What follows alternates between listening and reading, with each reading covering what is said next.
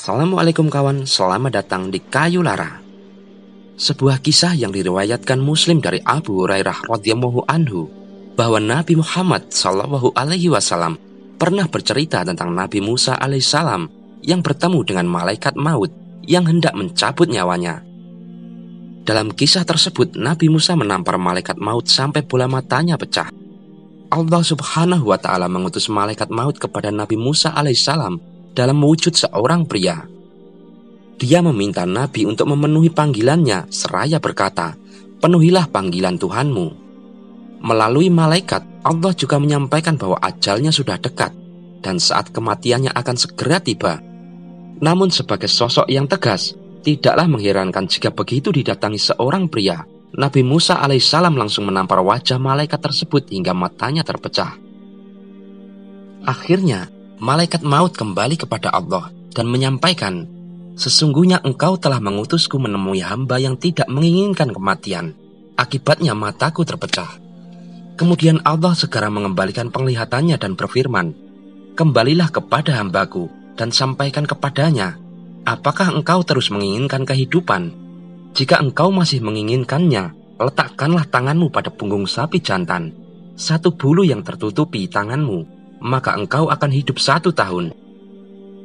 Kemudian malaikat maut kembali mendatangi Nabi Musa alaihissalam dengan wujud malaikat untuk menyampaikan pesan Allah subhanahu wa ta'ala. Setelah mendengar pesan tersebut, Nabi Musa bertanya, "Lalu apa setelah itu?" Allah subhanahu wa ta'ala menjawab, "Tetaplah engkau akan meninggal." Nabi Musa berkata lagi, "Wahai Tuhanku, sekarang kupilih kematian itu dalam waktu dekat." Kemudian Nabi Musa menyampaikan keinginannya, "Matikanlah aku dekat tanah suci Baitul Maqdis, sedekat lemparan batu."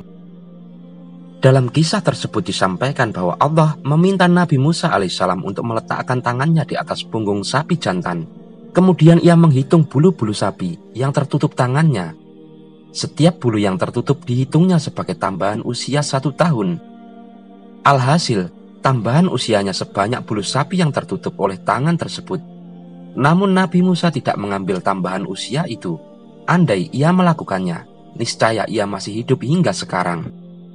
Namun begitu dikabarkan bahwa setelah tambahan usianya itu tetaplah kematian, Nabi Musa alaihissalam memilih kematian dalam waktu dekat.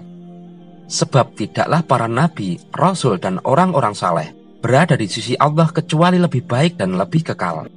Tidak bisa dibayangkan bagaimana keadaan Nabi Musa alaihissalam jika masih hidup hingga hari ini. Ia akan terus mendapat ujian dan beban hidup. Artinya, keberadaannya di dunia sebagai negeri ujian dan kehancuran tidak akan lebih baik ketimbang keberadaannya di surga dan rahmat Allah bersama para nabi dan rasul yang lain.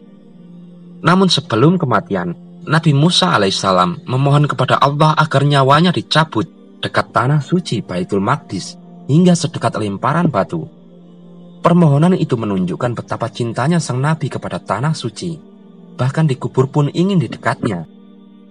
Tetapi Nabi Musa tidak meminta Allah agar mencabut nyawanya tetap di dalam tanah suci itu, sebab beliau tahu bahwa Allah mengharamkan tanah tersebut pada generasi yang dijatuhi balasan atas ketidaktaatan mereka kepada Allah saat diperintah untuk memasukinya.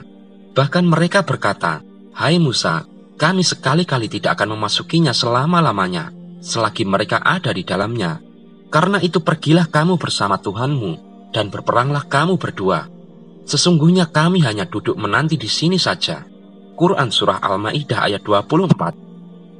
Akibatnya, Allah menetapkan mereka tersesat di padang Sinai selama 40 tahun. Allah subhanahu wa ta'ala pun mengabulkan permohonan Nabi Musa alaihissalam. Rasulullah sallallahu alaihi wasallam mengabarkan bahwa kuburannya berada di tanah suci Baitul Maqdis, tepat di serambinya yang ada pada gundukan pasir. Ditambahkan dalam riwayat tersebut, "Demi Allah, andai aku berada di sisinya, niscaya aku akan perlihatkan kepada kalian kuburannya berada di pinggir jalan, tepatnya pada gundukan pasir." Allahu a'lam bishawab.